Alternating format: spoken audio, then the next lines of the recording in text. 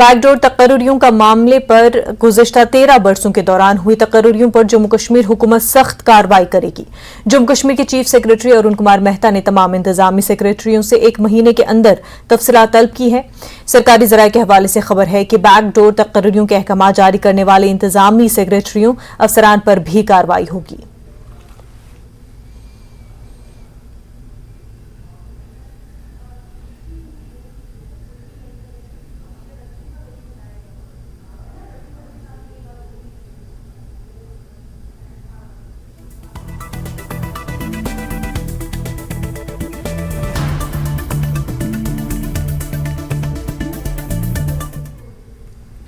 Lieutenant governor Manoj Sinha ने G20 सरबराही इजलास को कामयाब बनाने के लिए हुकूमत के साथ ताउन के लिए लोगों को बिलखुसूस नौजवानों की तारीफ की। LG ने कहा कि 3 रोजा सरबराही इजलास ने कश्मीर के मुस्तकबिल के सालों के लिए तरक्की, अमन और खुशहाली का नया बाब लिखा है। LG ने माता खीर भवानी मेले और सालाना श्री अमरनाथ जी यात्रा के दौरान ताउन फराहम करने पर गांदरबल के लोगों की सराहना की। ये बात LG ने एक अहम पुल के इफ्तिताह और दीगर मुख्तलिफ प्रोजेक्टों के इफ्तिताह के दौरान की।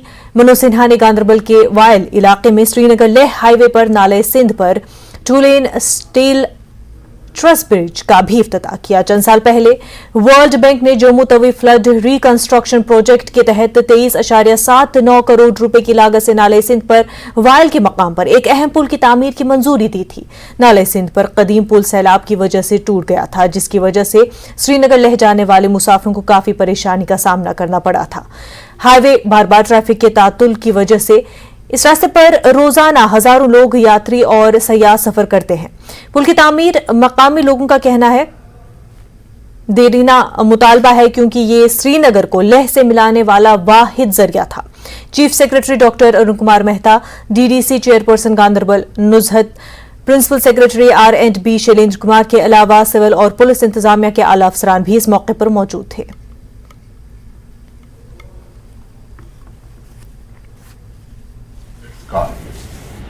इफ्तिताह हुआ है, उसके बारे में संक्षेप में कुछ बातें कहना चाहता हूं। ये सभी प्रोजेक्ट्स गांदरबल की तरक्की की हमारी कोशिशों के सिलसिले में एक अहम कदम है। मुझे पूरा यकीन है कि रोड अपग्रेडेशन के सभी काम, नए रोड का निर्माण तथा वायल, तंग छतरी, यक्षमा ब्रिज जैसे प्रोजेक्ट उन संबंधित इलाकों के 4.25 लाख नागरिकों के जीवन में भारी बदलाव लाने वाले हैं और आवाम की खुशहाली में भी मदद करने वाले हैं। मैं सभी प्रोजेक्ट्स की डिटेल देख रहा था। हर एक प्रोजेक्ट से हजारों नागरिकों को फायदा मिलने वाला है। लेफ्टिनेंट गवर्नर मनोज सिन्हा ने गांदरबल के तुलमुला का दौरा किया और माता खीर भवानी के मंदिर में पूजा पाठ की। LG के साथ चीफ सेक्रेटरी और डिविजनल कमिश्नर कश्मीर के अलावा पंचायत राज इदारे के कुछ मेंबरान ने PM पैकेज के मुलाजमीन से बातचीत की, जिन्होंने उन्हें मुख्तलिफ मसाइल से आगाह किया।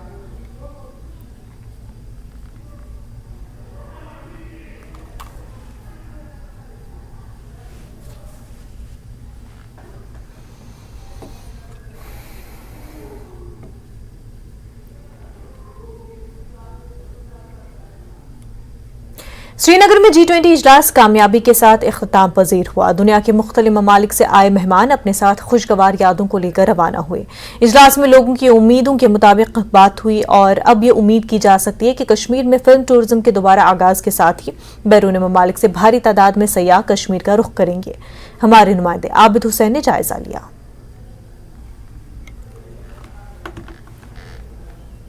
तो जम्मू कश्मीर में कामयाब G20 समिट हुआ और जो चैलेंज था वो कहीं ना कहीं कंप्लीट हुआ और जो मेहमान है वो अब वापस जा चुके हैं बिना किसी रुकावट के। हालांकि इंतजामिया ने पहले ही जो सिक्योरिटी है उसके कड़े इंतजाम किए गए थे और आज क्योंकि कल से जो ये मेहमान थे इनका जाने का सिलसिला वो शुरू हुआ था और आज जो बाकी मेहमान थे वो अब वापस लौटे हैं, क्योंकि इन मेहमानों के अलावा मुल्क से काफ़ी सारे मेहमान आए थे जो कल्चर से वाबस्ता है, फिल्म से वाबस्ता है, क्योंकि बात लगातार हो रही थी यहाँ पर फिल्म टूरिज्म को एक मरतबा फिर से बढ़ावा देने का। और जिस तरह से इस समिट में बात हुई तो अब कहीं ना कहीं लोगों को उम्मीद है एक मरतबा फिर से यहाँ पर बॉलीवुड और हॉलीवुड की फिल्में शूट होगी और जब वो शूट होगी एक तरफ से फिर से जो फॉरेन टूरिस्ट है वो यहाँ आएंगे और जब वो टूरिस्ट यहाँ पर आएंगे यहाँ के लोगों का रोजगार भी बढ़ेगा। जहांगीर अजीज के साथ Abid Hussain, news 18 Srinagar. National conference ने लीडर हसनैन मसूदी का कहना है कि G20 से जो कश्मीर में हालात नॉर्मल होने का बयानिया तैयार किया जा रहा है वो गलत है। उन्होंने न्यूज 18 से बात करते हुए कहा कि 20 ममालिक में से किसी एक का भी टूरिज्म मिनिस्टर कश्मीर नहीं आया। 3 रोज़ा G20 समिट बिलाखिर इख्तिताम पजीर हुई और एक अच्छे नोट पे वो जो डेलीगेट्स है वो यहाँ से रुखसत हुए और हसीन यादों के साथ वो अपने अपने ममालिक जाएंगे। बहरहाल जिस तरह से गवर्नमेंट इसको एक बड़ी कामयाबी तस्वुर करती है और अपोजिशन जो लीडरान है उनका इस बारे में क्या रद्दमल रहेगा, उस पर बात करने के लिए हमारे साथ इस वक्त मौजूद है नेशनल कॉन्फ्रेंस के सीनियर लीडर जो कि अभी रुकन पार्लियामेंट भी है, रिटायर्ड जस्टिस हसनैन मसूदी साहब। मसूदी साहब, खैर मकदम में आपका जानना चाहेंगे कि जिस तरह से एक खुशाइन पहलू ये है कि G20 समिट यहाँ पर खुश असलूबी से अंजाम पाया, तो क्या समझते हैं आप, किस हवाले से आप रिएक्ट करें? देखिए, जहाँ तक G20 की सरबराही का ताल्लुक है, जो मुल्क को सरबराही हासिल हुई और उसकी मेज़बानी का जो शरफ है मुल्क को, उसके बारे में तो कोई किसी को एतराज़ नहीं हो सकता है। लेकिन अगर आप इसको अगर आप बनाएंगे एक नैरेटिव बिल्डअप कर नॉर्मल सी नैरेटिव बिल्डअप करने के लिए अगर इस वसीला बनाएंगे तो जाहिर सी बात है हमारे एतराज़ होगा। आप बेहतर जानते हैं जो मुंदबीन आए, मुझे नहीं लगता 20 ममालिक में से एक मुल्क का भी टूरिज्म मिनिस्टर आया, बल्कि आपने उनके यहाँ पर जो काउंसिल खाने हैं, उनके यहाँ पर जो हाई कमीशन हैं या जो एम्बेसी वहाँ के एक दूसरे दर्जे तीसरे दर्जे की जो क्लास है उनको यहाँ के ले आए और उनको कहा कि ये मुंदबीन है। मुझे नहीं लगता अभी तक मुझे एक हमारे सिंगापुर के जो सफीर थे वो भी मुकीम है यहाँ क्या नाम है दिल्ली में, और जो कोरिया के वो भी मुकीम है दिल्ली में। मुझे नहीं लगता कि बाहर से मुल्कों से कोई जो पॉलिसी मेकर्स हैं, जो प्लानर्स हैं, उनमें से किसी की शिरकत हुई और हम इसको रिजल्ट ओरिएंटेड नहीं कह सकते। कोई कामयाबी का मुझे नहीं लगता है कि कोई कामयाबी हुई है। इस सब अब जो भी है वो भी है। मेरा ये होगा कि इस बयानी को अगर आप बना रहे हैं तो बयानी की जरूरी है कि आप इसको जो अवाम को, उन अवाम की आप नुमाइंदे एक सरकार दी।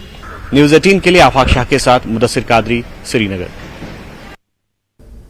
वहीं पीडीपी लीडर वीरेंद्र सिंह सोनू का कहना है कि G20 की जिस तरह से तशहीर की गई वैसी कामयाबी नहीं मिली। वफूद को मुंतखब लोगों से मिलवाया गया। कश्मीर सिर्फ श्रीनगर तक महदूद नहीं है। G20 में लोगों की परेशानी पे कोई बात नहीं की गई। G20 वर्किंग ग्रुप की 3 रोज़ा बैठक श्रीनगर में पुरअमन तौर पर इख्तिताम को पहुंची। इस बारे में पीडीपी का क्या रद्द अमल है, हमारे साथ बातचीत करने के लिए मौजूद हैं पीडीपी के स्पोक्स पर्सन वीरेंद्र सिंह सोनू। ये जो G20 की वर्किंग ग्रुप की मीटिंग यहाँ पर थी कश्मीर में, तो जिस तरीके से पिछले 2-3 महीने पे इसकी हाइप बनाई जा रही थी मीडिया में, या जिस तरीके से इसको एडवर्टाइज किया जा रहा था, लेकिन जब हुई तो देखने के लिए मिला कि सारी सिक्योरिटी के साये में हुई है। एक लास्ट मीटिंग इन्होंने गुलमर्ग में रखी थी, शायद वो सिक्योरिटी पर्पज या किसी वजह से उसको कैंसिल करके तो वो भी श्रीनगर में करनी पड़ी। तो मुझे लगता नहीं है कि जिस तरीके से एडवर्टाइज की गई थी ऐसा कोई फायदा कि जम्मू कश्मीर को देखने को मिल रहा है। इससे पहले भी यूरोपियन यूनियन के मेंबर पार्लियामेंट यहाँ पर आए थे और भी बहुत सारे डेलीगेशन आते हैं, लेकिन आम लोगों से मुलाकात नहीं है।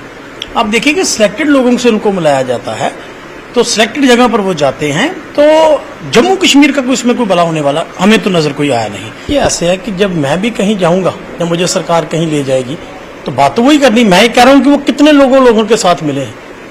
क्या कश्मीर श्रीनगर सिटी है और बाकी लोगों को कश्मीर नहीं मानते हैं? जिस तरीके से वो हाइप दी जा रही है कि यहाँ फिर भाई कश्मीर में फिल्में तो 50 साल से बनती हैं, आज भी बन रही हैं, पहले भी बनी हैं, तो ये कौन सी नई बात वहां होगी? लेकिन मैं ये कह रहा हूँ जो लोगों की मुश्किलात है, जो लोगों की परेशानी, उसके ऊपर तो किसी ने एड्रेस किया ही नहीं, उसके ऊपर तो कोई बात नहीं। दूसरी बात मैं पहले भी ये आपसे कहता हूँ, अब भी कह रहा हूँ कि ये इससे पहले भी पिकनिक स्पॉट चलता है, पिकनिक के बहुत सारे लोग आते हैं चले जाते हैं। दूसरी जानिब बीजेपी के सीनियर लीडर कुवेंद्र गुप्ता ने G20 इजलास को बहुत कामयाब करार दिया और कहा दुनिया ने जाना कि कश्मीर के हालात बिल्कुल नॉर्मल है। G20 इजलास उन लोगों के लिए तमाचा है जो कश्मीर के खिलाफ आवाज उठाते हैं। ग्रुप की 3 दिन की बैठक शांतिपूर्ण माहौल में संपन्न हुई। इस पर भारतीय जनता पार्टी का क्या टेक है और इसके साथ साथ जो अपोजिशन पार्टीज है, यहाँ की नेशनल कॉन्फ्रेंस है पीडीपी, जो उन्होंने इस बारे में कुछ सवाल खड़े किए हैं, उस पर भी रिएक्शन जानने की कोशिश करेंगे। हमारे साथ मौजूद हैं जम्मू कश्मीर के पूर्व उप मुख्यमंत्री कुवेंद्र गुप्ता। कुवेंद्र जी, आपसे ये सबसे पहले ये रिएक्शन जानना चाहेंगे कि जिस तरह से ये मीटिंग संपन्न हुई है एक शांतिपूर्ण माहौल में, कैसे देखते हैं आप कितनी बड़ी जीत है?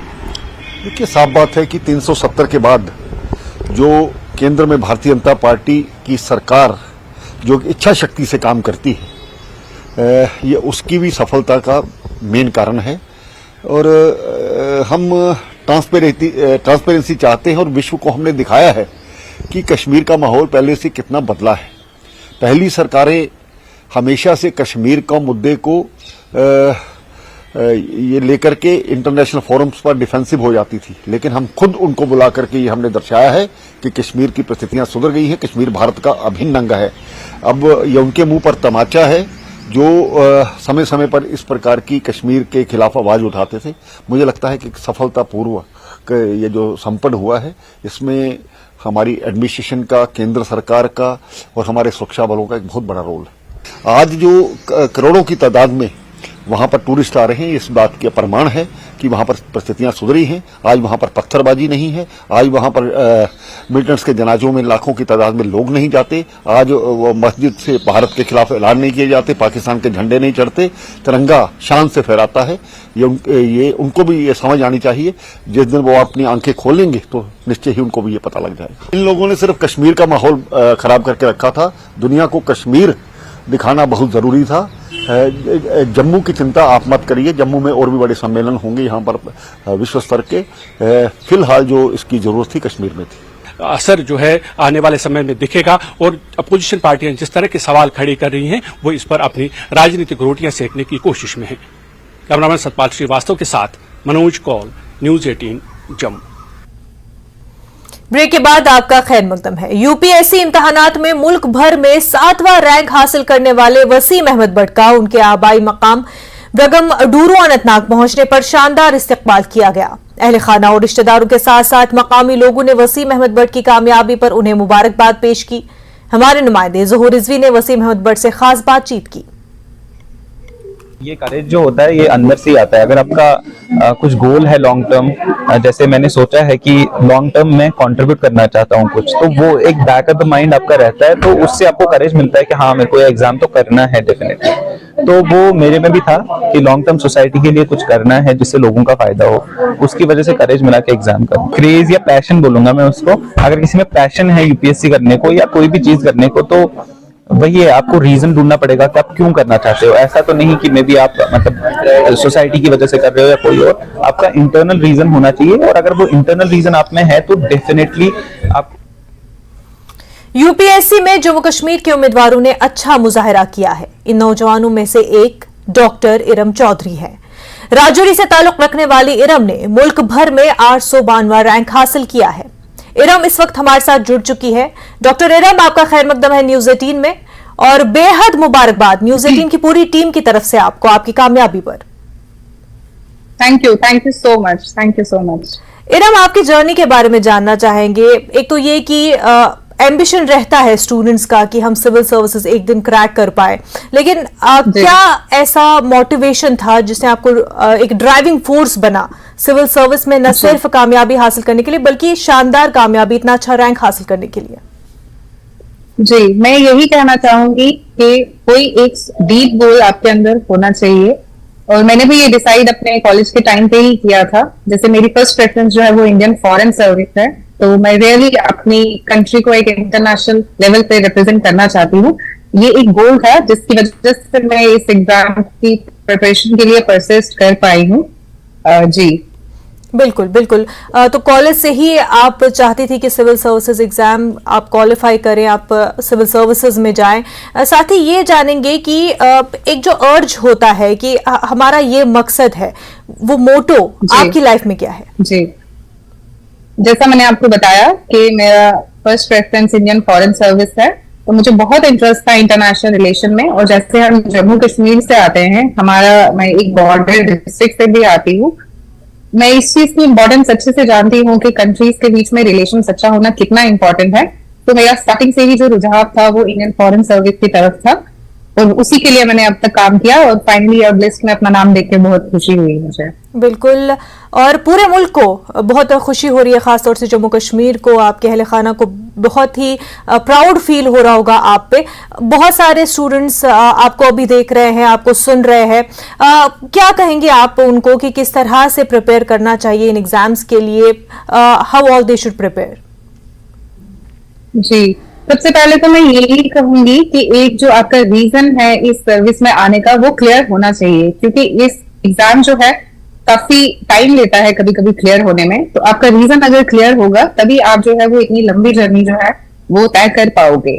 सेकंड रीजन, सेकंड गाइडेंस, एक अच्छी गाइडेंस होना भी बहुत ज्यादा इंपॉर्टेंट है। अभी अगर हम देखेंगे तो मार्केट में काफी ज्यादा मिस गाइडेंस जो है वो है, जिसकी वजह से कभी कभी काफी टाइम लग जाता है ये एग्जाम क्लियर करने में। तो एक अच्छी गाइडेंस होना, अपने सोर्सेज को डिसाइड करना और फिर उन्हीं सोर्सेज पे स्टिक करना बहुत इंपॉर्टेंट है। उन्हीं सोर्सेज को बार बार रिवाइज करना, लिमिटेड सोर्सेज को, ये 3 चीजें मैं कहूंगी बहुत इंपॉर्टेंट है इस एग्जाम को क्लियर करने के लिए।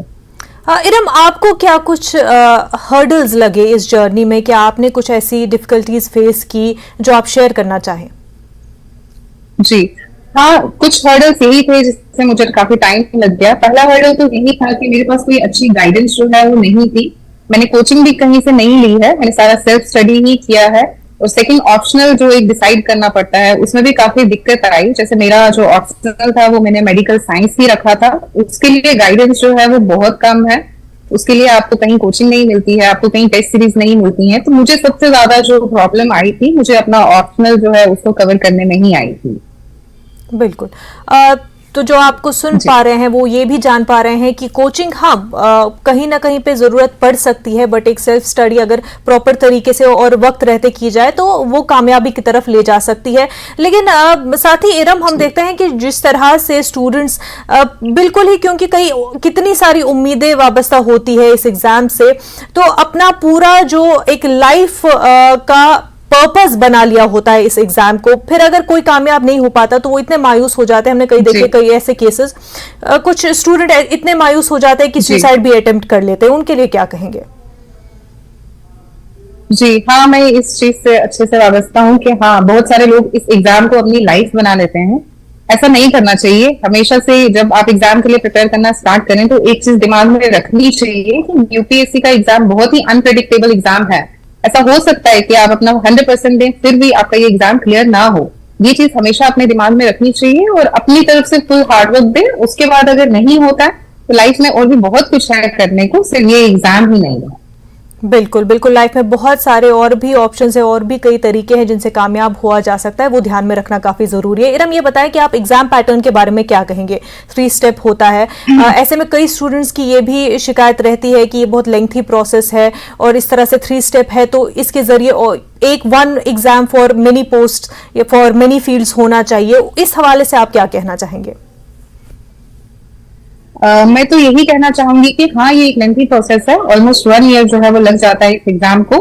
बट ये एग्जाम आपका हर एक क्वालिटी जो है उसको चेक करता है। जैसे पहले आप प्रीलिम्स देते हैं, आप CSAT देते हैं, आपका ऑब्जेक्टिव वाला एरिया जो है वो चेक होता है। उसके बाद आप पूरे मेंस के प्रोसेस से गुजरते हैं और लास्ट में आपकी पर्सनालिटी चेक की जाती है। तो मेरे को नहीं लगता है कि इस एग्जाम में अभी फिलहाल किसी भी रिफॉर्म की जरूरत है। ये एग्जाम बहुत ही प्रेस्टिजियस एग्जाम है, तभी ये एक लेंथी एग्जाम है। बिल्कुल। इरम, ये बता दें कि इस एग्जाम को स्टूडेंट्स किस तरह से देखें? एक होता है कि कुछ एग्जाम्स जो कि आपकी एकेडमिक एक्सीलेंस को परखती हैं, दूसरे क्योंकि कॉम्पिटिटिव एग्जाम है ये, तो किस तरह से स्टूडेंट्स इस एग्जाम को समझे कि कैसे इसके लिए प्रिपेयर होना, क्या एकेडमिक लिहाज से या किस तरह से इसको एक स्टूडेंट को चैलेंज करता है? जी, ये एग्जाम जो है, ये मैंने जैसे बताया कि आपकी हर एक क्वालिटी को चेक करता है। ऐसा जरूरी नहीं है कि अगर आप पहले एकेडमिकली इतना स्ट्रांग नहीं रहे हैं तो आप ये एग्जाम क्लियर नहीं कर सकते। ये सबको एक इक्वल अपॉर्चुनिटी जो है वो प्रोवाइड करता है, चाहे कोई किसी भी फील्ड से आया हो। सबसे पहले आपको इस एग्जाम का पैटर्न ही अच्छे से समझना चाहिए। पूरा प्रॉपरली आप इसका सिलेबस चेक करें, आप इसके प्रीवियस ईयर जो भी क्वेश्चन है उनको अच्छे से एनालाइज करें और फिर डिसाइड करें कि आप इस एग्जाम को देना चाहते हैं या नहीं देना चाहते हैं। बिल्कुल। Iram, from this moment onwards how do you vision your journey? Ma'am, actually अभी जो मेरा रैंक है उसमें मुझे अपना डिजायर्ड सर्विस जो है वो शायद ना मिल पाए। So I'm going to give the next attempt also, which is on 28th May. Yes, ma'am. बिल्कुल बिल्कुल। इरम, एक बार फिर आपको पूरी न्यूज़ 18 की टीम से और पूरे मुल्क की तरफ से बेहद मुबारकबाद, और आने वाले जो आप फिर से अटेम्प्ट करना चाहते हैं या जो भी आपका विजन हो उसके लिए भी all the best. Thank you so much for talking to us. Thank you ma'am, thank you so much. आगे बढ़ते हैं। पाकिस्तानी वज़ारत दाखिला की जानिब से पाकिस्तान के साबिक वज़ीर-ए-आज़म इमरान खान, उनकी अहलिया बुशरा बीबी और उनकी पार्टी पाकिस्तानी तहरीक इंसाफ के 80 दीगर लीडरान को नो फ्लाई लिस्ट में डाल दिया गया है। हालिया पेशरफ्त उस वक्त सामने आई जब इमरान खान की पार्टी पर पाबंदी आयद करने के लिए गौर किया जा रहा है। 9 मई को अदालत में इमरान खान की ड्रामाई गिरफ्तारी की वजह से बड़े पैमाने पर तशद्दुद के बाद पीटीआई रहनुमाओं के नाम एग्जिट कंट्रोल लिस्ट में डाल दिए गए ताकि उन अफराद को बैरून मुल्क जाने से रोका जाए जिन अफराद के नाम नो फ्लाई लिस्ट में डाल दिए गए हैं। उनमें काबिल जिक्र शाह महमूद कुरैशी, मुराद सईद, फवाद चौधरी, मियां महमूद रशीद और दीगर शामिल हैं।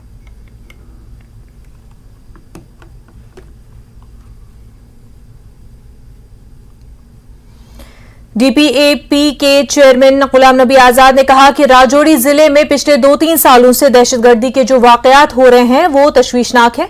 उन्होंने कहा कि लोगों में खौफ व हिरास पाया जाता है क्योंकि ढांगरी कत्ल वाकये के दहशतगर्दों का अब तक सुराग नहीं लगाया जा सका।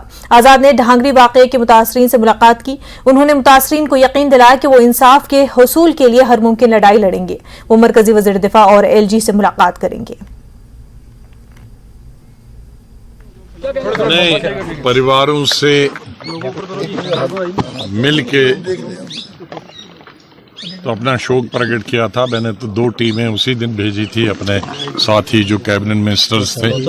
एक तो जिस दिन घटना हुई थी और उसके बाद 2-3 दोबारा से 1-2 साल से जो घटनाएं हो रही हैं वो चिंता का विषय है हम सब के लिए और यहाँ के इलाकों के लिए।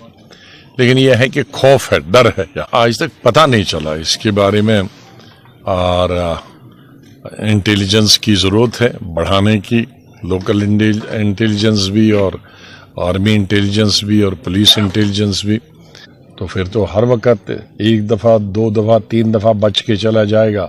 जो मैं सिर्फ माननीय रक्षा मंत्री जी से और यहाँ के गवर्नर साहब से, क्योंकि गवर्नर ही इस वक्त सब लॉ एंड ऑर्डर उन्हीं के हाथ में, उनसे भी बात करूंगा। जम्मू कश्मीर में मौसम ने करवट ली है और कल रात से बारिश हो रही है। बारिश की वजह से दर्जे हरारत नीचे आ गया है। टीवी स्क्रीन पर आपको 3 तस्वीरें नजर आ रही हैं जो पुंछ, कुलगाम और श्रीनगर की हैं, जहां बारिश की वजह से निजाम जिंदगी मुतासर हुआ है। महकमा मौसमियात ने आइंदा 24 घंटों के दौरान कई इलाकों में बारिश की पेशेनगोई की है। वहीं पुंछ की बेतार नदी मूसलाधार बारिश से आने वाले सैलाब में कल बह जाने वाली खातून की लाश बरामद कर ली गई। पुलिस ने ताकीद की है कि लोग नदी नालों से दूर रहें।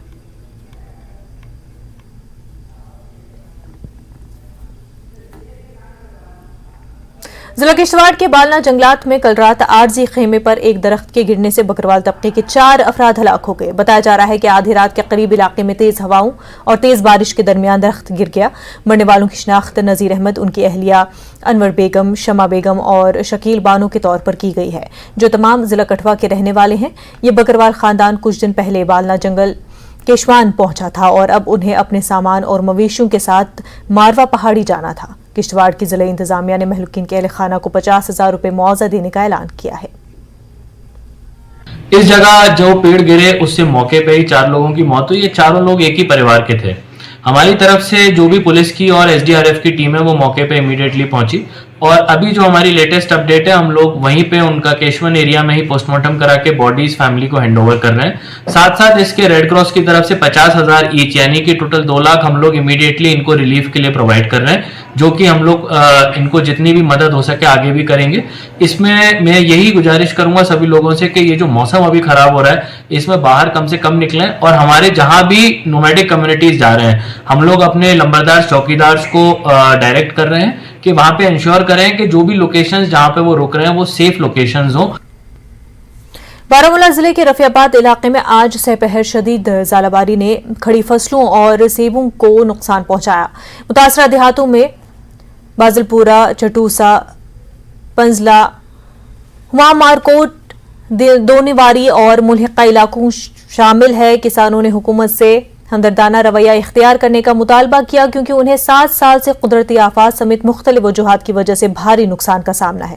कांग्रेस लीडर अल्ताफ मलिक ने मुतासरा किसानों को मुनासिब मुआवजा देने का मुतालबा किया है और महकमे बागबानी पर जोर दिया है कि वो जल्द ही नुकसानात का अजाला करें। फरीदाबाद के मेरे इलाका बालाई इलाका में जालाबारी ने शदीद नुकसान पहुंचाया। जो लदू लडोरा का इलाका है, बलहमा है, शुतलू है, नाड़ीबल है, इसी तरह से और भी बालाई इलाके हैं जिनको शदीद जालाबारी से करोड़ों का नुकसान पहुंचा है। खड़ी फसलों को, इसी तरह से दां की पनीरी को, मेवा को करोड़ों का नुकसान पहुंचाया है। ये पहली दफा रफियाबाद में जालाबारी नहीं हुई है। पिछले कई सालों से अगर आप देखेंगे तो लगातार जालाबारी से यहाँ के मेवा सनत के साथ जो लोग वाबस्ता है, फ्रूट ग्रोवर्स है, उनको करोड़ों का नुकसान पहुंचा है मौसमी खराबी की वजह से, जालाबारी से। इसी तरह से और भी जो मौसमी आफात आती है उनसे उनको नुकसान पहुंचा है। श्रीनगर के डाउनटाउन में मुसाफिर और मकामी लोग और ताजिर पार्किंग स्लॉट न होने की वजह से अपनी गाड़ियां सड़कों पर खड़ी करने पर मजबूर है, जिसके नतीजे में इलाके में ट्रैफिक जाम लग जाता है और मामूलात जिंदगी मुतासर हो रही है। महाराजगंज, नौहटा, अली कदल, बोहरी कदल, जैना कदल, राजौरी कदल और गोजवारा समेत डाउनटाउन इलाकों के मकीनों ने बताया कि पार्किंग की जगहों की कमी से उनकी रोजमर्रा की जिंदगी मुतासर हो रही है। ताजरों का कहना है कि ट्रैफिक की वजह से उनका कारोबार भी मुतासर हो रहा है। इलाके के लोगों ने पार्किंग का मुनासिब नज्म करने की मांग की है। शहरी खास का ये एक एरिया है, खाया इलाका है, बहुत ही ऐसा एरिया है। पर्टिकुलरली यहाँ पे हॉस्पिटल खयाम जा रहा है, यहाँ से SMHS हॉस्पिटल नज़दीक है, गौसे हॉस्पिटल नज़दीक है, रैनावारी हॉस्पिटल नज़दीक है, हब है। लेकिन आप देखिए यहाँ पे पार्किंग का कोई भी सिस्टम अवेलेबल है नहीं। यहाँ पे हमारा कोई कस्टमर आता है दुकानदार के पास गाड़ी लेके, तो बेचारा वो परेशान हो जाता है, मैं गाड़ी तो रखूँ कहाँ। ऐसा सिस्टम बने कि लोग आए आराम से अपनी गाड़ियाँ रख पाएँ, ताकि वो आराम से खरीदो फरोख्त कर सकें। हम चाहते हैं कि यहाँ को कुछ गाड़ी के लिए कुछ अलग होना चाहिए, पार्किंग अलग होनी चाहिए। पार्किंग की बहुत प्रॉब्लम है, यहाँ दो गाड़ियाँ आती है जाती है, लेकिन हमारे दुकानों पर खड़ा हो रही है वो, फिर हम उनको कह नहीं सकते आप उधर देखेंगे कहाँ। इसलिए हम गवर्नमेंट से गुजारिश करते हैं कि यहाँ की पार्किंग की सख्त ज़रूरत है। हमें बहुत दिक्कत आती है इसमें। वो बोलते हैं, हम टैक्स देते हैं, गाड़ी वाले बोलते हैं दुकान के सामने वो बैठ रहे हैं। हम चाहते हैं यहाँ पार्किंग होनी चाहिए। ब्रेक के बाद आपका खैर मकदम। मादूम होते जम्मू कश्मीर के सुर्ख हिरन हांगुल ने आबादी के साख्त के लिहाज से मुस्बत इशारे दिए हैं। ताज़ा तरीन आदाद-ओ-शुमार के मुताबिक कश्मीर में हांगुल की आबादी तकरीबन 275 है, जिसका मतलब है कि पिछले 2 सालों में सिर्फ 14 जानवरों का इजाफा हुआ है। लेकिन regional wildlife warden Kashmir Rashid Naqqash का कहना है कि आबादी की साख्त के हवाले से मुस्बत इशारे हैं। वाज़ेह है कि दाशिगाम नेशनल पार्क हांगुल का असल मिस्किन है, लेकिन कुछ मुल्हिका इलाकों जिसे शिकारगाह त्राल में एक छोटी सी आबादी पाई गई है। पॉपुलेशन का ग्रोथ है या लॉन्ग टर्म सस्टेनेंस है, वो नंबर से नहीं डिटरमिन होता है, वो कंपोजिशन से डिटरमिन होता है। और ये बात बिल्कुल सही है कि जो पिछले रिजल्ट्स हमारे थे, चूँकि नंबर भी कम था और उसके साथ साथ उसमें जो कंपोजिशन है वो भी थोड़ा अनवायबल था। और जो फीमेल फॉन रेशो होना चाहिए था या मेल फीमेल का रेशो होना चाहिए, वो थोड़ा सा नॉट दैट जो हमारी जो प्रेस्क्राइब्ड ये जो स्टैंडर्ड होते हैं उस तरीके से जो ये इनब्रीडिंग का एलिमेंट है उसको एड्रेस ना किया जाए पूरी तरह से। जो आपके फ्रेगमेंटेशन है हैबिटेट्स की, इनको बड़े लैंडस्केप्स चाहिए मूव करने के लिए, ताकि इनकी जो ब्रीडिंग हो सिर्फ अपनी ही पेरेंट स्टॉक से ना हो, F1 की F1 से ना हो, F10 तक चला जाए, तो वो बहुत हेल्दी पॉपुलेशन कहलाई जाएगी जेनेटिकली। तेंदुआ हांगुल का अहम शिकारी है, लेकिन उसे दाची गांव से नकलो हरकत और रिहाइश गाह की खराबी का सामना है। Regional wildlife warden Rashid Naqqash का कहना है कि हांगुल एक इंतहाई हसास जानवर है और ये दूसरे हिरनों की तरह अफजाइश, नस्ल और आबादी में इजाफा नहीं कर सकता।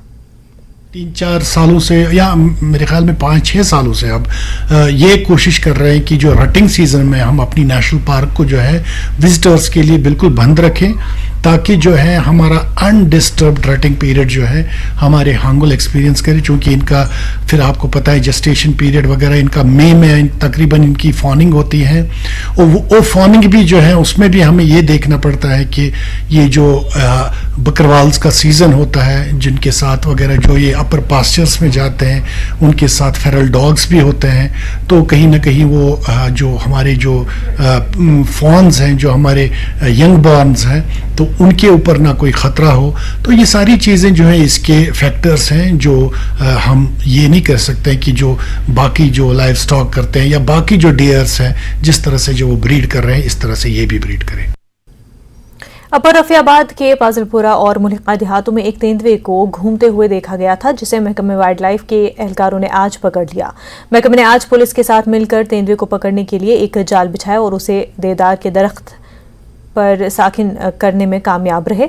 इसके बाद तेंदुए को एहतियात से दरख्त से नीचे लाया गया और रेस्क्यू वैन में ले जाया गया। मकामी लोगों ने महकमे की कोशिशों को सराहते हुए कहा कि जंगली जानवर किसी भी इंसान को नुकसान पहुंचाने से पहले महकमे तेजी से काम कर रहा है।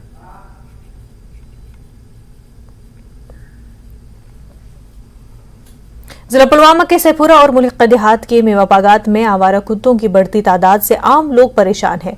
गुज़िश्ता कुछ दिनों के दौरान राजपुरा तहसील में आने वाले देहात, सहपुरा और मुल्का इलाकों में आवारा कुत्तों का खौफ पाया जा रहा है।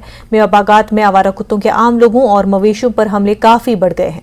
आवारा कुत्तों के खौफ से अब लोग झुंड में लाठियां लेकर बागात का रुख करते हैं। मकामी आबादी ने इल्जाम आयद किया है कि दूसरे इलाकों से आवारा कुत्तों को लाकर मेवा बागात में डाल दिया जाता है, जिससे आवारा कुत्तों की तादाद में काफी इजाफा हुआ है।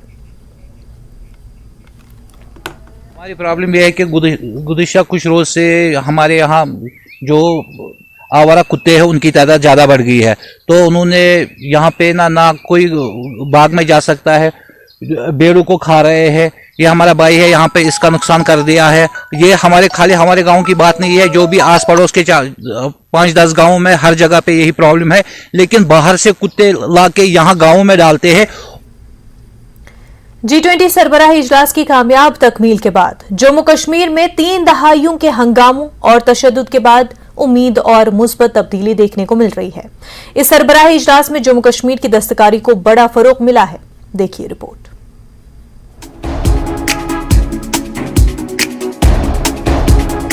G20 सरबराही इजलास इख्तिताम पजीर हुआ और इसने जम्मू कश्मीर के हर शोबे बशमुल दस्तकारी और हैंडलूम सेक्टर के लिए एक बड़ी उम्मीद की किरण पैदा की है। Jammu Kashmir rural livelihood mission भी इस सरबराही इजलास का हिस्सा था। मिशन की जानिब से पेश करदा दस्तकारी की अशिया खासी तादाद में फरोख्त हुई हैं। हुकूमत अब जम्मू कश्मीर में हाथ से तैयार करदा मसनूआत की पैकेजिंग और मार्केटिंग को बेहतर बनाकर इसे बड़े पैमाने पर फरोग देने का मंसूबा बना रही है। हमारी मार्केट ये करीबन कोई 2.25 दिन चली, 2.5 दिन चली और 2.5 दिन में हमने 4 लाख का फिगर क्रॉस किया। आज की डेट में मेरे एयरपोर्ट कश्मीर जो है वो तो 1 करोड़ ऊपर चला गया है जब से एयरपोर्ट पे हम लोग आए हैं। तो 4 लाख आपको लगता है कि सुन के कि बहुत बड़ा है, बट मेरी महिलाओं के लिए 4 लाख अभी बहुत बड़ी चीज़ नहीं है, वो उससे आगे जा चुकी हैं। और मेरी कम से कम 8% आबादी जो है वो लखपति है। तो मेरे हिसाब से 4 लाख का 40 होना चाहिए, 4 करोड़ होना चाहिए। अब JKRLM ने मुस्तकबिल में और भी बेहतर नताइज के लिए सेल्फ हेल्प ग्रुप्स की ख्वातीन और मकामी कारीगरों को बेहतर तरबियत देने का फैसला किया है। इसमें 2-3 हिस्सों में हमारा पार्टिसिपेशन रहा और बूस्ट, जहां तक बूस्ट का सवाल है, हमारा जो कॉन्फिडेंस और मोराल बूस्ट हुआ है उसका तो कोई मुकाबला ही नहीं। मेरी जो महिलाएं थी करीबन 30-32 महिलाएं गांव की, हमारी जो सेल्फ हेल्प ग्रुप की महिलाएं हैं वो SKICC में थी। ज़रूरी है कि हमारे देश में हमारा देश अब मतलब मार्केट के लिए मशहूर हुआ है, मार्केट मैन्युफैक्चरिंग के लिए मशहूर हुआ है। बजट स्पीच में भी बार बार बोला जाता है कि मैन्युफैक्चरिंग वाले हिस्से के ऊपर जोर दें। तो अभी के लिए मैं डोमेस्टिक मार्केट को एक्सप्लॉइट करना चाहती हूँ। उसके बाद अगर हमें लगा कि कोई हमारे 2-3 प्रोडक्ट्स हैं जो कि एक्सपोर्ट लाइसेंस के लिए बिल्कुल तैयार हैं। हुकूमत के मुताबिक जम्मू कश्मीर और पूरे मुल्क में बुनियादी तवज्जो मकामी मसनूआत और मैन्युफैक्चरिंग को फरोग देने पर है। न्यूज़ 18 के लिए जम्मू से राजन वैद की रिपोर्ट। श्री रघुनाथ जी मंदिर सेवा समिति ने वादी कश्मीर में मंदिरों की जायदादों की गैर कानूनी लीज पर SIT की तहकीकात का खैर मकदम किया है। समिति ने मंदिर की जमीन पर मुबैना तोड़ फोड़ और गैर कानूनी फरोख्तगी भी इसी तरह की जांच का हुक्म दिया है। धर्मार्थ ट्रस्ट की तरफ से आज जम्मू में एक प्रेस कॉन्फ्रेंस से खिताब करते हुए मज़कूरा समिति के general secretary Thakur kernel Singh ने कहा कि जम्मू कश्मीर में मंदिरों को बचाने के लिए हुकूमत को जम्मू कश्मीर यूटी के मुख्तलिफ मंदिरों के लिए एक अलहदा बोर्ड तश्कील देना चाहिए, जिनकी देखभाल फिलहाल धर्मा ट्रस्ट के पास है। देखना चाहिए कि मंदिर जो धर्मा ट्रस्ट के अधीन मंदिर हैं, ये एक सरकारी महकमा था धर्मा डिपार्टमेंट, ये कैसे प्राइवेट एक फैमिली का हो गया, हम ये मांग कर रहे हैं। और इसके लिए आज दिन तक कानून क्यों नहीं बनाया गया? जैसे माता वैष्णो देवी श्राइन बोर्ड बना, बाबा अमरनाथ का बोर्ड बन गया, शिव खोड़ी श्राइन बोर्ड बन गया, अलग अलग बोर्ड बन गए, तो ये धर्मा ट्रस्ट के अधीन जितने भी मंदिर हमारे प्राचीन मंदिर हैं उनके लिए बोर्ड क्यों नहीं बने? तो हम ये चाहते हैं कि सरकार इसका संज्ञान ले और इन मंदिरों को इनकी प्रॉपर डेवलपमेंट देख और इनकी जो संपत्ति है उसको बचाने के लिए जल्द से जल्द पब्लिक का बोर्ड बनाए।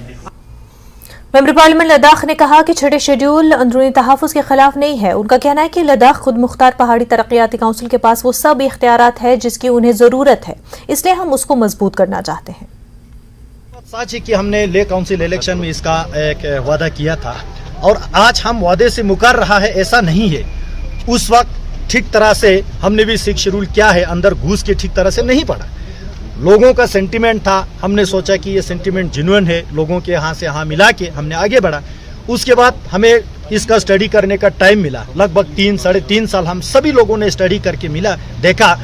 तो हमने सिक्स शेड्यूल के अंदर जब देखा तो इसमें बहुत सारे जो खामियां है, मैंने कल वहाँ कहा हमारे पास ऑटोनोमस डिस्ट्रिक्ट काउंसिल है। सिक्स शेड्यूल क्या देते हैं? ऑटोनोमस डिस्ट्रिक्ट काउंसिल ही देते हैं। और इस ऑटोनोमस डिस्ट्रिक्ट काउंसिल में हमारे में बहुत सारे पावर है। कल मैंने वहाँ पे बताया हेल्थ में क्या है, एजुकेशन में क्या है, उसी तरह और भी बहुत सारे पावर है, वो सारा कम हो जाता है। तो हम नहीं चाहते कि हम अपने काउंसिल को डिल्यूट करें और काउंसिल को कमजोर करें। इसलिए अच्छा कुछ लोग ये भी कहते हैं कि सिक्स शेड्यूल में पॉजिटिव चीजें जो है हम उसी को लाएंगे, नेगेटिव को नहीं लाएंगे। ये हम और आपके हाथ में नहीं है, ये भारत सरकार के हाथ में है, ये पार्लियामेंट के एक्ट अमेंडमेंट होना है, ये हम और आपके हाथ में नहीं है। इसलिए बजाय पर्टिकुलर सिक्स शेड्यूल के नाम देने के बजाय उसमें जो प्लस पॉइंट है उसी को निकाल के हम कॉन्स्टिट्यूशनल सेफगार्ड को समर्थन करते हैं। हम लद्दाख के अवाम के सेंटिमेंट के साथ खड़े हैं, चाहे यहाँ के जमीन की सुरक्षा हो, नौकरी की सुरक्षा हो, इन्वायरमेंट की सुरक्षा हो और भी लद्दाख के पहचान की सुरक्षा हो, इन सब को बहाल करने के लिए, इनको सुरक्षा करने के लिए हम कॉन्स्टिट्यूशनल सेफगार्ड के साथ आज भी खड़े हैं, तब भी खड़े थे, आगे भी खड़ा रहेंगे। जम्मू पठानकोट कौमी शाहराह पर लखनपुर पुलिस स्टेशन के करीब बस और ट्रेलर की टक्कर हो गई। हादसे में 9 से ज्यादा अफराद जख्मी हुए हैं, जिन्हें इलाज के लिए जीएमसी कठुआ मुंतकिल कर दिया गया। बताया जा रहा है कि बस ड्राइवर तेज रफ्तार से गाड़ी चला रहा था, सड़क के किनारे खड़े ट्रेलर से टकरा गया।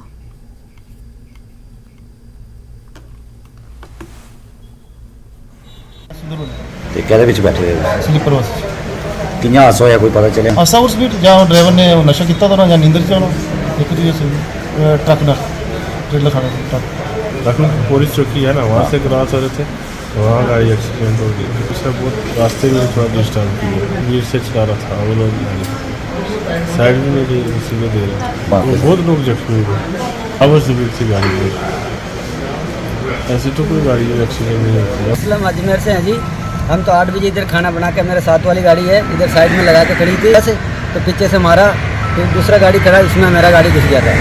जैसे वो पीछे मेरा गाड़ी बहुत साइड में था, तो पीछे से मारा तो इधर आया गाड़ी। तो चोटें आई किसी को? चोट भी आई, बस वाले का ही, मेरा थोड़ा बहुत इसको भी लगा, मेरे ड्राइवर के। जैसे तो क्या गलती किसकी है? अब क्या बस वाले की गलती है, पूरा बहुत स्पीड से था और इसमें बोल रहा था, सवारी वाले ने बोल रहा था नशा भी कर रहा था बस वाला। जिला पुंछ में Bharat Pakistan line of control पर वाक़ कस्बे सेक्टर में आज शाम बारूदी सुरंग की जद में आकर एक 25 साला शख्स जख्मी हो गया और उसका एक पैर मुकम्मल तौर पर तबाह हो गया। उसे जिला अस्पताल मुंतकिल किया गया। इब्तिदाई तिब्बी इमदाद के बाद उसे जीएमसी जम्मू रेफर कर दिया गया।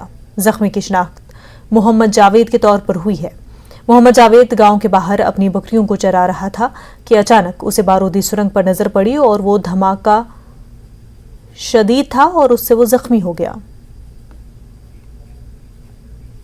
कस्बा में हुआ है, पेशेंट का नाम है मोहम्मद जावेद, जो कि 3:30 बजे के करीब वहाँ पे उसको इंजरी आई है और उसको यहाँ पे लाया डिस्ट्रिक्ट हॉस्पिटल पुंछ में। तो हमारे हॉस्पिटल में अभी बहुत ज़्यादा इलाज है।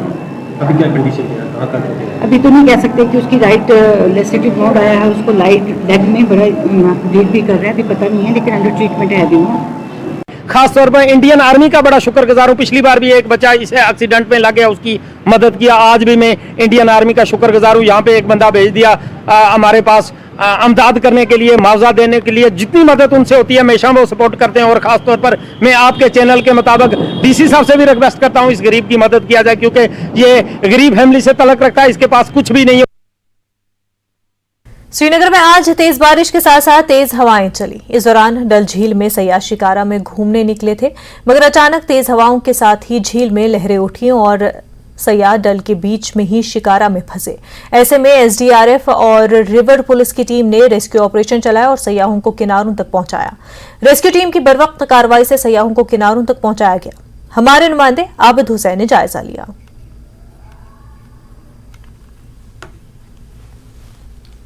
और तेज हवाओं के साथ साथ तेज बारिश हुई और हम अभी झील डल में मौजूद है, क्योंकि काफी सारे सयाह जो है शिकारा राइड के लिए निकले थे, क्योंकि अचानक तेज हवाएं चली और कई सारे जो टूरिस्ट है वो डल के बीच में फंसे थे। लेकिन रिवर पुलिस और एसडीआरएफ की टीम यहाँ पे मौजूद है, क्योंकि हवा तेज चल रही थी। इन लोगों ने इन जो सयाह है यहाँ पर उनके शिकारा को यहाँ पर किनारों पे लाया। आप देख सकते हैं शिकारा अभी सारी यहाँ पर जमा है, क्योंकि जिस तरह से मौसम ने अचानक करवट बदली, तेज बारिश हुई, उसके बाद तेज हवाएं चली, क्योंकि डल झील में लहरें उठी और यहाँ पर काफी सारे जो सयाह थे एंजॉय कर रहे थे शिकारा राइड। और इस बीच जब तेज हवा चली ये बीच में फंसे थे, लेकिन एसडीआरएफ की टीम अपनी जो ये बोट्स है ये लेकर गई। और इन आप देखिए थोड़ा सा तस्वीर में हम दिखाएंगे किस तरह से यहाँ पर जो रेस्क्यू ऑपरेशन है वो चल रहा है, क्योंकि शिकारा को काफी मुश्किल हो रहा है इसमें अभी चलना। लेकिन इस बीच में ये लोग आ रहे हैं और सयाहों को सेफर प्लेसेस पे ला रहे हैं, किनारों तक ला रहे हैं। तो कुछ एसडीआरएफ के लोग हैं मेरे साथ, इनसे बात करेंगे। मुझे अपना नाम बताइए आप। My name is Arif Hussain. Arif साहब, जब हवा चली कैसे आपने ऑपरेशन चलाया और कहां कहां आप गए और शिकारा में जो सयाह है उनको निकाला? जब भी हवा उठी हमने बोट निकाला, बोट में लाइफ सेविंग जैकेट डाले, फिर हम डल की तरफ दौड़ रहे थे। जो भी हमारे नजदीक था उसको हमने बचाया। बच्चे डूबे, बच्चियां डूबी, उनको बचाया। जो हमसे सेव हुआ उनको हमने सेव किया। अचानक हवा और अमे बोट रिवर पुलिस बेतुल में पन टीम सदान मिशन कोर टूरिस्ट सड़न यम बे शिकारी क्या दुबाई गम तम खच तम नफरी सो ड्रॉप गाट नंबर सुनास पे गाट नंबर 2 पे अकवस पे तो बाकी रोवन को सारे डैमेज गो खास कहें। शिकारी पटे वारिया तमन छत वच तो दौरान पन नेर पार्कन ऑर्डर आप जल्दी बोट दो निकालो मिशन पर। तो नाज़रीन, जिस तरह से आपने सुना किस तरह से इन लोगों को बचाया गया है, किस तरह से यहाँ पर एसडीआरएफ, रिवर पुलिस और मकामी लोगों ने काम किया है और शिकारों को किनारों तक लाया है। तो लगातार मैं फिर से आपको बता दूं, अचानक मौसम ने करवट ली, तेज बारिश के साथ साथ तेज हवा चली और जब तेज हवा चली डल लेक में लहरें उठी और जो शिकारा बीच में फंसे थे वो चल नहीं पा रहे थे। ऐसे में एसडीआरएफ की टीम और रिवर पुलिस और दीगर लोग यहाँ से गए हैं और इनको रेस्क्यू करके यहाँ पर लाया गया है। फिरोजवानी के साथ आबिद हुसैन, न्यूज़ 18 श्रीनगर। वक्त हो गया एक छोटे से ब्रेक का, जल्द होंगे हाजिर। ब्रेक के बाद आपका खैर मकदम है। NSS unit college of temperature sericulture Sher Kashmir university agriculture science and technology Mirpur ने सोशल फॉरेस्ट्री जम्मू कश्मीर के बाहमी इश्तराक से मीरपुर पटन में यूथ एंड क्लाइमेट चेंज के मौजू पर एक रोजा सेमिनार मुनक्किद किया। सेमिनार में सोशल फॉरेस्ट्री के range officer doctor Imtiaz Ahmad मेहमान खसूसी रहे। टेम्परेट कॉलेज के associate dean professor Mohammad Farooq, professor doctor Irfan Latif, professor Ziaul Haq और दीगर साइंसदान मौजूद रहे। सेमिनार में मौसमियाती तब्दीली के खतरात और नौजवानों की जिम्मेदारियों पर गुफ्तगू हुई। तालिब इल्मों ने भी रिसर्च पेपर पढ़े। माहिरीन ने भी खिताब करते हुए मौसमियाती तब्दीली में नौजवानों के रोल को निभाने पर जोर दिया। सेमिनार के अख्ताम पर शजरकारी भी की गई। तो आप देखेंगे कि हर साल हमारे वैलीज़ में भी जो फॉरेस्ट में फायर होते हैं, फायर लग जाते हैं, तो उससे हमारा जो फॉरेस्ट जो है फॉरेस्ट एरिया कम हो रहा है, फॉरेस्ट हमारे डैमेज हो रहे हैं। तो उस चीज़ को कवर करने के लिए अल्टीमेटली चूँकि हम फॉरेस्ट फायर होते हैं तो क्लाइमेट में हमारा पोल्यूशन जाता है, कार्बन डाइऑक्साइड जाता है और हर साल हमारा यही काम रहता है कि सदर फ्रूट काश्तकार और डीलर्स एसोसिएशन फ्रूट मंडी सोपोर फयाज ने महकमे बागबानी और फलों के काश्तकारों की मदद करने की अपील की है। उन्होंने कहा कि एक माह से बारिशों और कम दर्जे हरारत की वजह से अब सेब के दरख्तों पर लगे फल बुरी तरह मुतासर हुए हैं। इसके अलावा सेब की फसल पर बहुत सी बीमारियां देखने में आई हैं। उन्होंने महकमे बागबानी पर जोर दिया कि वो दौरा करके उन्हें कीड़े मार दवाइयां तजवीज़ करें। फयाज अहमद मलिक ने मजीद कहा कि हुकूमत को फलों की सनत के फरोग के लिए इक़दाम करने चाहिए क्योंकि 70% आबादी इस पेशे से वाबस्ता है। बुरा असर पड़ रहा है कि स्केब नमूदार हो रही है। मैं डायरेक्टर हार्टिकल्चर साहब से अपील करता हूं कि वो हार्टिकल्चर डिपार्टमेंट उसको मुतहरिक किया जाए, वो बागों में जाए और ग्रोवर से गाइडेंस करे किस तरह उनको दवा पाशी करे। और साथ साथ में एक खुश कुपवाड़ा कस्बे में म्युनिसिपल हदूद के अंदर वार्ड नंबर 1 में खातून वार्ड मेंबर ने इल्जाम आयद किया कि चेयरमैन म्युनिसिपल कमेटी कुपवाड़ा सियासी इंतकामगिरी की वजह से उनके वार्ड को तामीर और तरक्की के हवाले से नजरअंदाज कर रहा है। उन्होंने कहा कि वाकई की तहकीकात होनी चाहिए। खातून वार्ड मेंबर ने इल्जाम लगाया कि उनके वार्ड में स्ट्रीट लाइट्स इंस्टॉल नहीं की जा रही हैं और ड्रेनेज सिस्टम भी खस्ताहाली का शिकार है। उधर म्युनिसिपल कमेटी के चेयरमैन रियाज अहमद मीर ने कहा कि मुस्तकबिल में इस वार्ड को तामीर और तरक्की में अवलीन तरजीहात में रखा जाएगा। ड्रेन ये दिखन कि पोस आय अत तम खे पानस अच्छन पथै कि अस बनो पाने ड्रेन तो पाना अच्छन पथ अच्छन पृथ्वी गारन अच्छन वजूहत सम पाने कम करा पाने बगरा अच्छन पथै कि काम आय वाय तिमन खेवान पोस तिमन दिवन कुन काम न दिवान आय वाय तो न दिवान सोलर लाइट अस कुन पाना बगरावा अच्छी न पता बस वार्ड मेंबर कमिच वार्ड मेंबर पाने करा प्रेसिडेंट अपरी पोस करा जमा क्या कमा नाक पाका हतमुत वार्ड मेंबर पाने करा अपरी। जम्मू स्मार्ट सिटी प्रोजेक्ट पर काम तेजी से जारी है। मुतल्लिका हुकाम ने यकीन दिलाया है कि जम्मू शहर की खूबसूरती का काम वक्त पर मुकम्मल किया जाएगा। आप देखिए ये खास रिपोर्ट। हमें दीजिए इजाजत। आदाब।